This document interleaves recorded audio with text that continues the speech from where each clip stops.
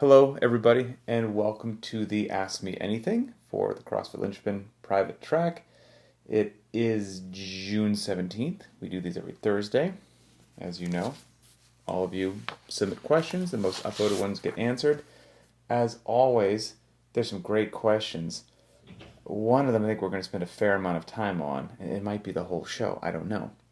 And then if we're lucky, we'll maybe get to one more. So, man, I just kept scratching down notes this morning. It was a great question. A common question, and one that made me nostalgic because I had the exact same thought process, question, and confusion, if you will, when I first got into CrossFit in 2005, and it looked markedly different than what I had done for years and years before. And I didn't know a lot about CrossFit, so it looks different. I don't know a lot about it. I'm instantly suspicious. This can't possibly work because I've been training this one way. This looks like it takes a different path. And, it took me a long time to figure it out. So, it'll be good. So the question comes from Gabriella, and she says she's got a bodybuilding and a powerlifting background. Puts her in a bit of a crisis with CrossFit. Listen to all the podcasts, including the gem on periodization. Glad you liked that one. And what she's wrestling with is that there's not a classic weekly progression. So she says, for example, with the accessory work specifically, a couple weeks ago we did barbell bent over rows, but then we didn't see them for several weeks, and then they made a reappearance. And so the question basically is, how can we make adaptations, for example, in the barbell bent over row, if we don't do the exercise more frequently, on a weekly basis or a couple times a week, because that's classically what you would do, right? I mean, I guess if I think about it, most people probably came from somewhat of a bodybuilding background, and that doesn't mean that you walked on stage in a small bathing suit, with a heck of a tan. That just means I think most of us that went to the gym growing up many, many years ago, well, getting into pre-internet times here, but you went down to the local bookstore and you bought a book from Arnold Schwarzenegger or the Joe Weider Encyclopedia of Bodybuilding, and it was classic bodybuilding splits. And you most certainly would, Monday and Thursdays chest and tri, Tuesday and Friday was, back and buys, etc., etc. And you touched these same movements multiple times during the week, 3 sets of 10, certain amount of rest, and then when 3 sets of 10 became easy, you increased the weight. Like that's the way I think most of us worked out for years and years prior to CrossFit. And, comparing me doing that for probably about 15 years, now that I think about it, to now having done CrossFit for 16 years, so I've got a pretty decent half and half comparison in what now seems like a wildly different way to train, and appeared quite unorthodox when I first got into CrossFit, coming from that more classical routine. And now looking back through the lens of both, that more classical routine yielded incredible mediocrity with regards to actual fitness, real world usable fitness, but I just didn't know any other way to train. So now getting into CrossFit, it seemed very different. And now things are incredible years later. But why is that? Why? How can this crazy methodology work that violates these classic protocols? We've got to touch this movement once or twice a week or we're not going to get adaptation from it. I remember having those exact same thoughts, and that was, okay, I'm already off track, sorry. let me look at my roadmap so that we're not still here talking 2 hours later. Okay.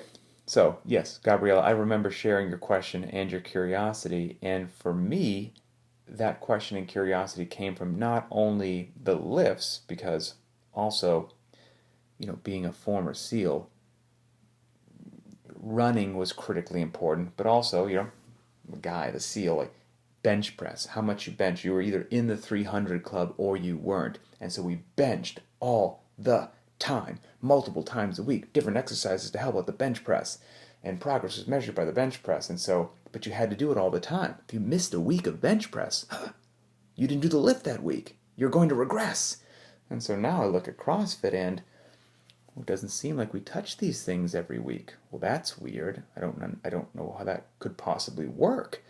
And then running, having been such a huge part of the community that I came from at that point in time in the military, we ran all the time, right? Because exactly like you're saying, Gabriella, you've got to do the exact particular movement all the time in order to increase capacity at that exact particular movement.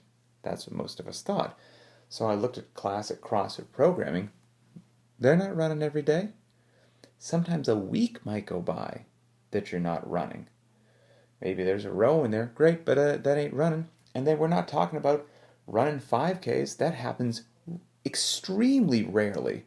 So I'm like, this is ridiculous. Every now and then these people do a 400 or maybe 3 of them in a workout, whoop-de-doo. A 5K looks like it gets programmed once every 3 months. That's ridiculous. I'm going to fall out of shape immediately. My running's going to go into the trash immediately. Fill in the blank with whatever movement it is that doesn't appear to be hit on the same frequency that I had been exposed to previously. And again, since it was now different and I didn't understand it, it must be ineffective and wrong. So, but somehow, I don't know how, but I was open-minded and gave it a try and was shocked to find out that my fitness improved. And somehow, even though it didn't seem like I ran that much, my running was great. Well, that's weird. How did that work? It bothered my mind. So I share your question and your curiosity. And if you're looking at it through the lens of, bodybuilding and powerlifting, where I looked at it maybe through the lens of, where these people don't run enough, you just look at the program through whatever lens you choose is based upon your experience previous to that. So, so I see where you're coming from. So now, getting back to kind of one of the things in your question, and we'll use this as an example to carry through the explanation. You mentioned the barbell or the bent over row, be it dumbbell or barbell, that it didn't happen with this weekly frequency or multiple times in a week frequency. A couple weeks went by, 3 weeks went by. How is this okay? An important concept to remember is that I am not, as the programmer, I am not intentionally or particularly concerned with increasing your bent over row. That's an important thing to say. I know that requires some explanation and some context, right? But increasing your bent over row is not my particular goal. My goal is to increase your work capacity across broad time and modal domains, aka your fitness. Increasing your fitness is what I'm concerned with.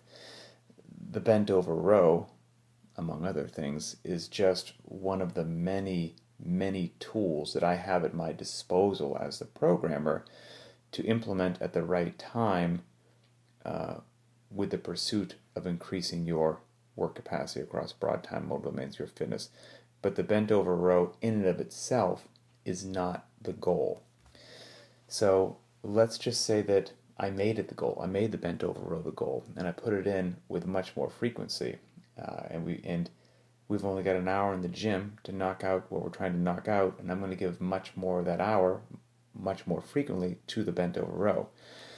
Well, if extra time and focus and dedication is spent on the bent over row, or fill in the lift of your choice, and I just intentionally shoehorned that repeatedly into the program, several training sessions a week for several weeks or months, whatever it happens to be, in more of a classic progression style deal, well, everything's an opportunity cost. So if I'm shoehorning that in and having my athletes focus on that more frequently, by its very nature, I'm excluding something else.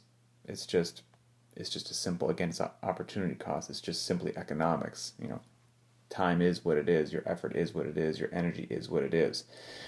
And so the mindset that I personally had to adopt and be open to, and this might apply to you as well, if how we do things in CrossFit seems a bit different coming from that bodybuilding or powerlifting background, you have to be open to the experience, and I had to be open to the fact that how I used to do things previous to CrossFit, even if I've read it in a beautifully published book by Joe Weider or Arnold Schwarzenegger, I had to be open to the fact that how I used to do things previous to CrossFit did not mean that a different path was more effective or potentially ideal.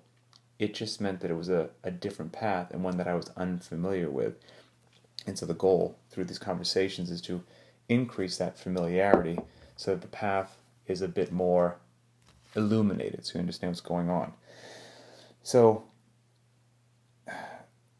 the goals of the program and the desired outcome, they need to come into sharp focus when having these conversations and why we do what we do. So if you're a power lifter, and let's just say that that's your deal, power lifter, period, end of story. Your goal, the goal of the program, is to increase your 1 rep max, bench press, deadlift, and squat, right? I mean, you're doing that, you're on the right track. What about your 10K? Nobody cares. Nobody cares, okay? We're talking squat, press, dead, bench press and deadlift.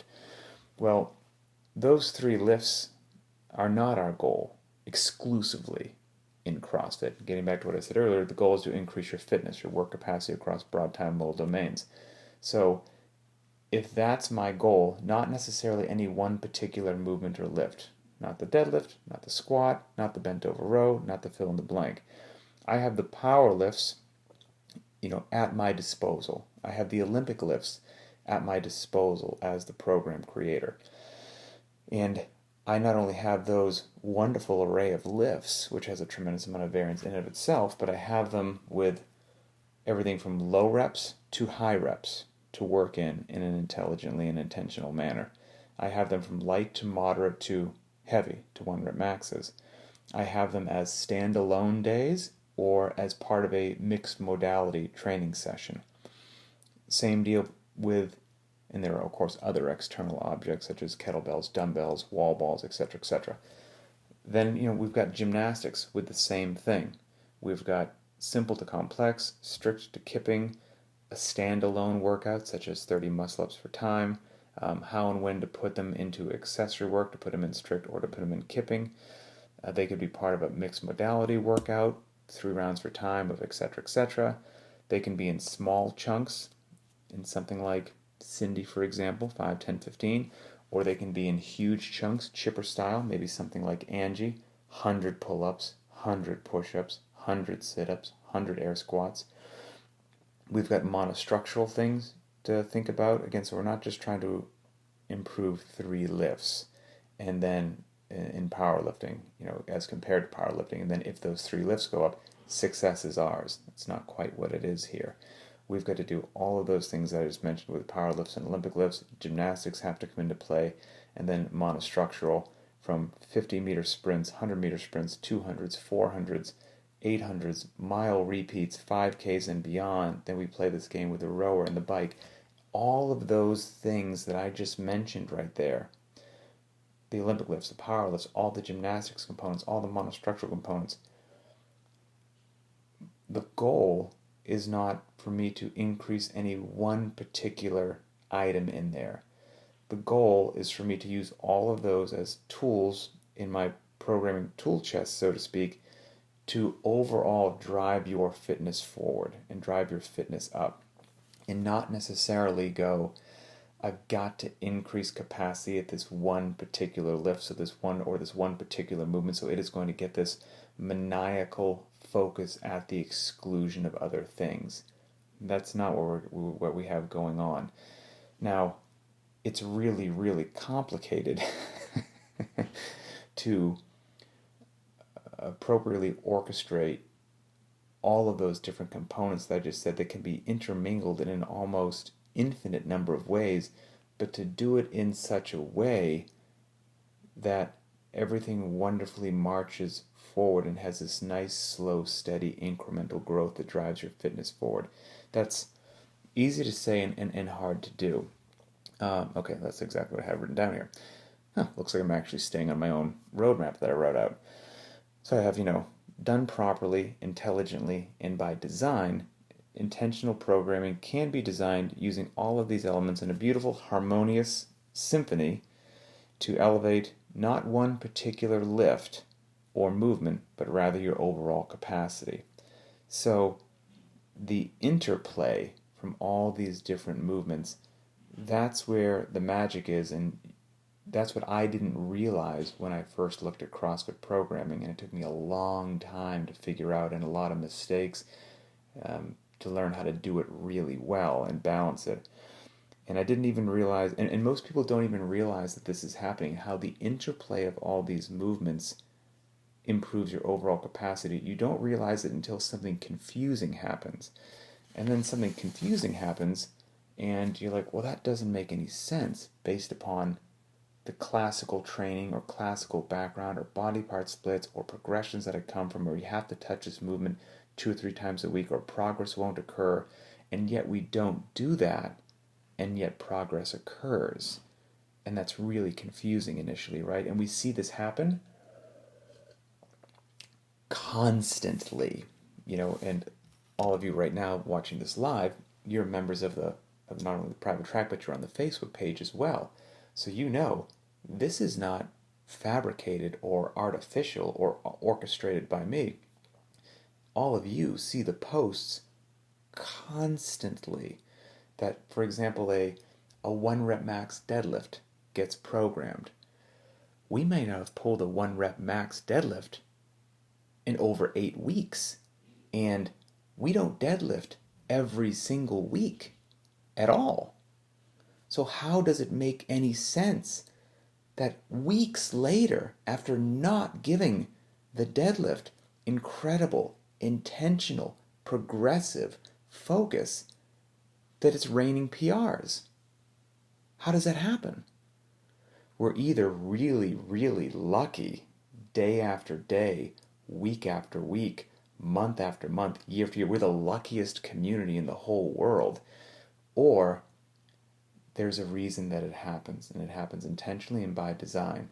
If I was that lucky, I'd be living in Vegas right now as a millionaire. I'd just sit at the slot machines. So this happens all the time, confusing at first, but let's understand how we program and then why people can PR their deadlift or their back squat or their whatever it is, fill in the blank, without what appears to be a more classical approach comes into light. And again, I think CrossFit, the genius in it, is there was a better way to do business that either hadn't yet been discovered. Well, I shouldn't say, I'm sure there was somebody doing it before, right?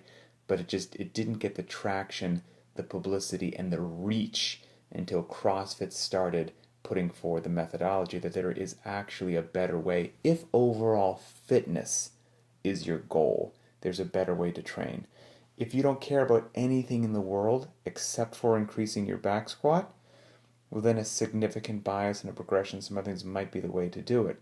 But if your goal is being well-rounded, overall capacity, and you understand that the back squat, the burpee, the deadlift, the whatever, those are just implements that you use to improve your overall capacity, and they're not the main attraction. That's the important thing to realize. They are just tools to help you accomplish your goal. Then your mindset shifts. So getting back to well, how did somebody PR their deadlift without an intentional deadlift focus, without a progression? And if we stop for a second and just think, and some things are so obvious in retrospect, but in the moment they're not.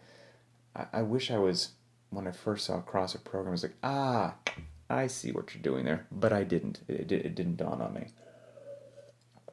So if we think about the deadlift, what do we need to do? What do we need to strengthen and improve for us to be good deadlifters or a better deadlifter, or to improve our deadlift? Well, we'd love to have the posterior chain get strengthened, right? Your glutes, your hamstrings, of course your midline, your abdominals, your spinal erectors, your back in general, your lats, your grip. Those would be great beneficial things for us to improve that deadlift. And deadlifting improves those areas. But now the question becomes, what else do we do that improves those areas? It's not out of the question to say that the list of movements is probably 100 or more that we do that help out those exact particular areas. And so there's not just variance in the different ways that we're going to strengthen and target those muscles, which I think, I feel myself going off track here. So we're approaching with hundreds of different of movements, right? A lot of movements. Let's just safe to say a lot of movements to improve those particular areas. But the other secret ingredient in there is not just the sprinkling. It is the sprinkling of the movements, but done in a way that is intelligent by design. And that's the key of variance. Variance is, as much as intensity is the secret sauce in functional movements are, there's also the variance piece, right? CrossFit is constantly varied functional movements at high intensity. It's easy to glance over that constantly varied piece and focus on functional movements and focus on intensity. Those get a lot of talk. That first little part, constantly varied, is just as much of the secret sauce as anything else, and potentially just as misunderstood as intensity in relative intensity, and doesn't need to be maximal every day, and intensity should be modulated. Properly implemented variance it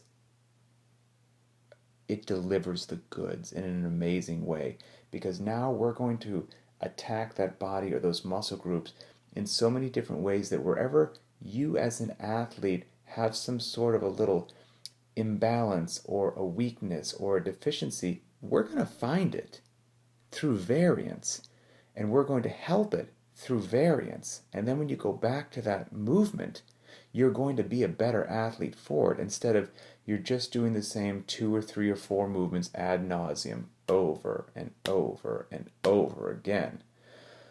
Well, what if you're not too bad at those 2, 3, or 4 movements? And so you're just going over and over again at things that you're already kind of good at. But if we get you outside of that comfort zone and strengthen those muscle groups with a whole bunch of different techniques and movements, and we worked in gymnastics and 100-meter sprints, which are going to blow up your posterior chain, all of a sudden you're exposing yourself and developing in ways that you hadn't previously. And now you go back to whatever that lift happens to be, and things are great. And you pull a great deadlift, and you're not quite sure why, because you haven't been doing what appeared to be a classical approach to improving it, but you're doing what might just be a better, more beneficial, quite frankly, more interesting and more fun approach. All right, I got off track again. Getting back to why variance might be a bit misunderstood too is that there's that saying we used to say all the time at level 1 seminars, that variance does not mean random. Okay? So if there's 50, 75, 100 different movements we can do that strengthen those same muscle groups, that doesn't mean I just have them all in a bag and I shake them up and I dump them on the table and I pick up 3 and I go, ooh, this is tomorrow's workout. That's random. Your chances of success randomly selecting movements, time domains, loadings, and rep schemes, your chance of success through randomness are very, very low. Now, if you learn what the heck you're doing as a programmer, how the human body reacts to things, and then you look at the 75 choices in front of you, and through your experience and your intellect, you look at them, and then you select what's appropriate for where we've been, where we are, and where we're going, then you have variance on your side. And when you have variance on your side, and you have functional movements, and your athletes understand the benefits of modulating their intensity, incredible things occur. Incredible things that don't look like what you potentially originally read from a classic standpoint in a bodybuilding manual. Okay, so getting back to increasing your fitness, not necessarily your deadlift, not necessarily your bent over row. We're looking to increase your fitness. And all of this with the variance component, all the different things that we said when I mentioned, the power lifts, the Olympic lifts, all the different styles of gymnastics, monostructural components, there's that saying that a rising tide lifts all boats, and I think that applies really nicely to beautiful CrossFit programming. Is the rising tide is all these different things that we're doing. We try to make the athlete as a whole come up, and it pulls everything up with it, and there's a lot of power there. You know, for example, I consider myself, I'm a very average athlete. The only thing I have on my side is that I've been doing CrossFit 16 years, and consistency goes a long way. And I understand the importance of variance, so I don't cherry pick workouts. I do things that I'm not good at. I'm not good at a lot of stuff. And I rest when I'm supposed to rest and respect heavy days. And just the consistency over doing that for 16 years yields incredible results. And so there's a reason why, I look at Beyond the Whiteboard, and going back to Gabriella's question, out of just sheer curiosity, I'm going to be like, okay, I'm going to look up a couple of my lifts. For example, my deadlift and my front squat, and just see where does that fall on the data from Beyond the Whiteboard of everybody posting their information. And I'm here to tell you, there's no shortage of people who have posted their 1 rep max deadlift on Beyond the Whiteboard. They have a treasure trove of thousands and thousands and thousands of data points there, so it's darn good data. There's a lot more data points in the 1 rep max than the 10K run, I'll tell you that, because of what people tend to bias. So I looked at my 1 rep max deadlift, which is right around 450 pounds. And that puts me, on Beyond the Whiteboard, a 429 pound deadlift would put you in the 80th percentile, meaning 80th percentile means you're in the top 20%. Really darn good. A 463 pound deadlift would put you in the 90th percentile, aka the top 10% of all scores posted ever. So I'm between the 80th and the 90th percentile with a 450 pound deadlift. And that deadlift just hangs around. It's just there. That is a 2.5 times body weight deadlift. I weigh 180 pounds. And so a 2.5 times body weight deadlift is a great deadlift, and one that people would work very hard through these diligent, rigorous progressions, touching it multiple times a week to get there. It's not necessary. And I am not a unique example, is also very important to say. The CrossFit community and the CrossFit Linchpin community is littered with similar stories, so much to the point that they're no longer remarkable. But it doesn't make sense, and it's confusing at first if you don't understand, well, how is that possible? How? I've got somebody else chasing to try to get a better deadlift, and all they're doing is deadlifting all the time.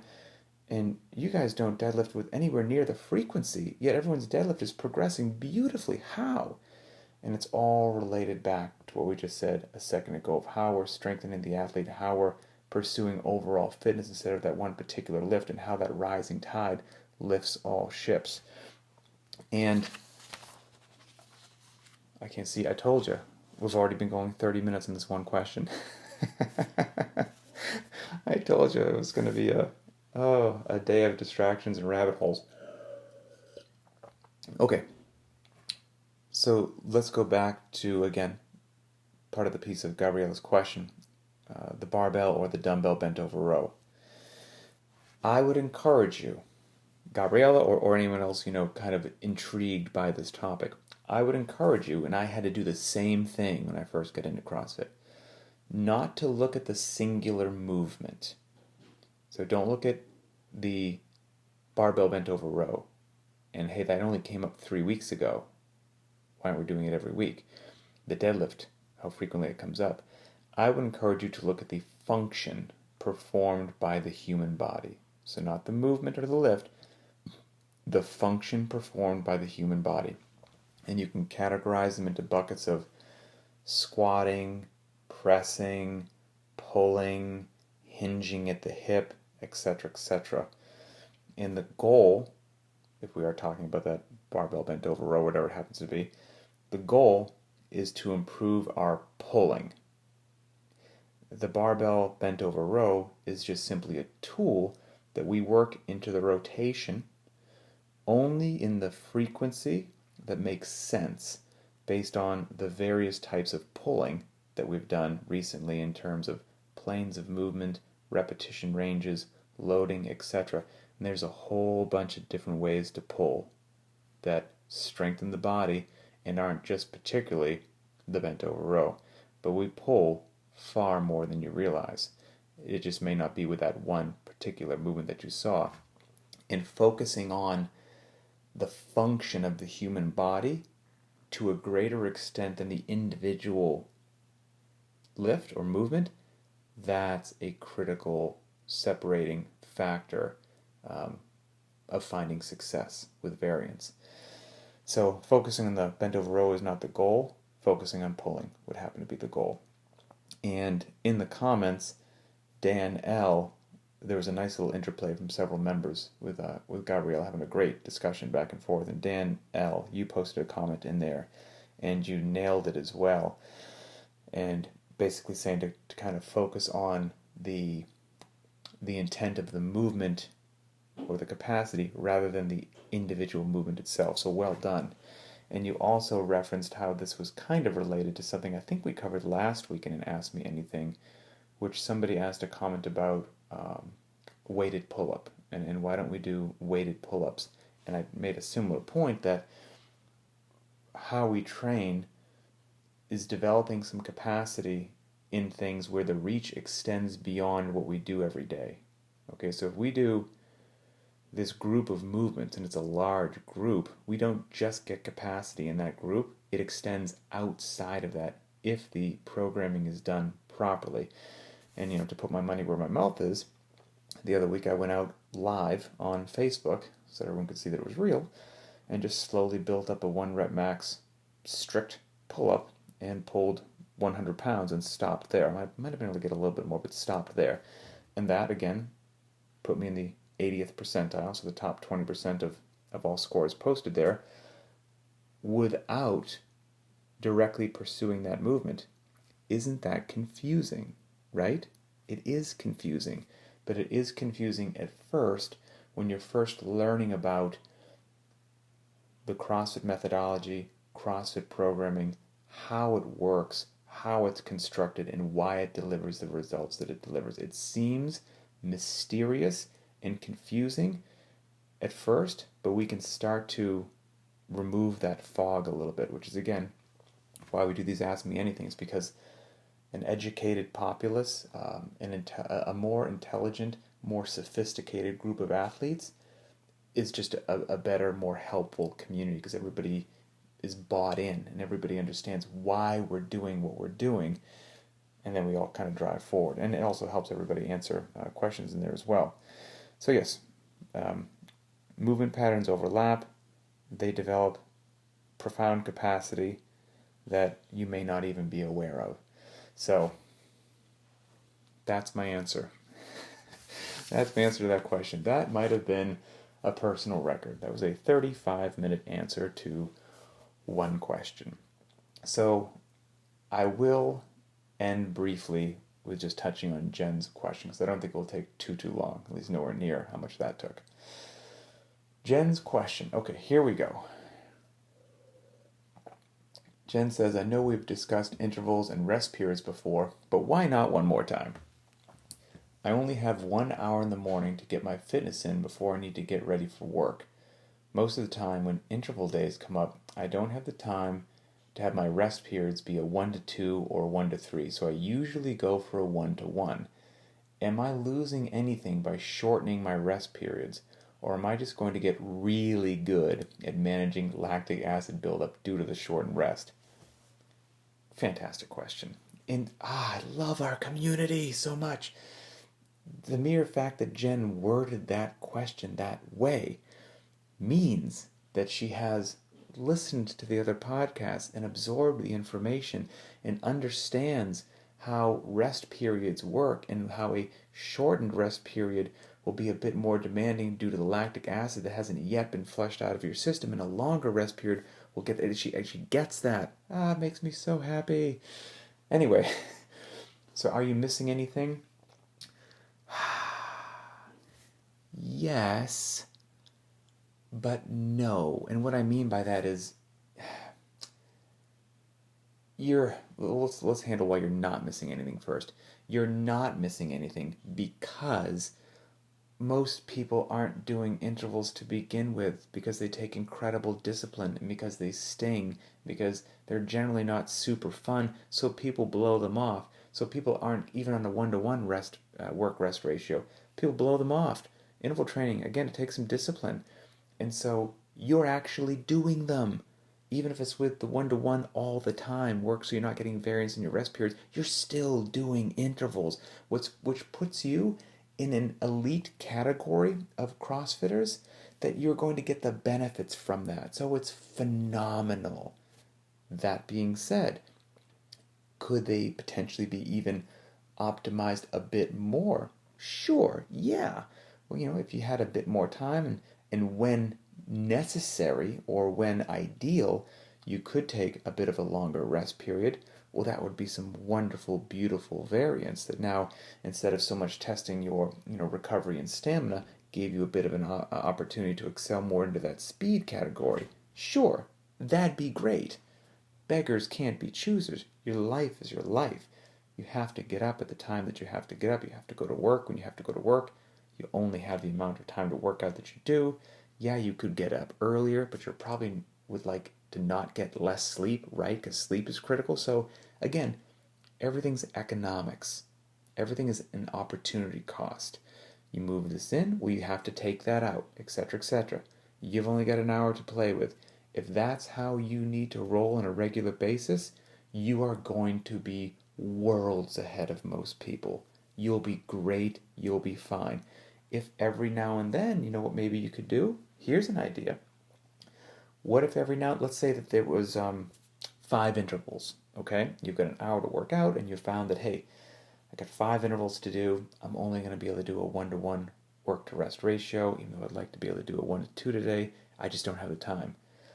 Every now and then, what about, and you'd still get plenty fit, right? You wouldn't do this all the time, just be some great variance.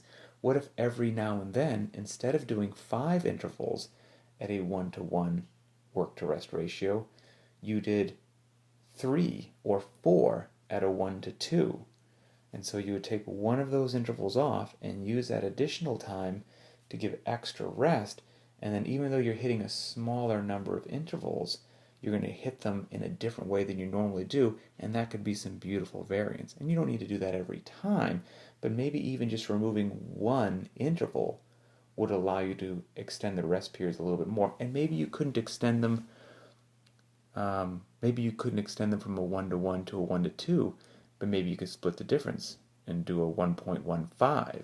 Even that might be a step in the right direction. So you have options, but even if you never could and you had to keep it to the 1-to-1, you're in a beautiful, wonderful group of people that's actually doing interval training, and you will reap the benefits from it. So that's it. 40 minutes, 2 questions. One of which I think took 35 minutes. So thank you to all of you, the Linchpin community.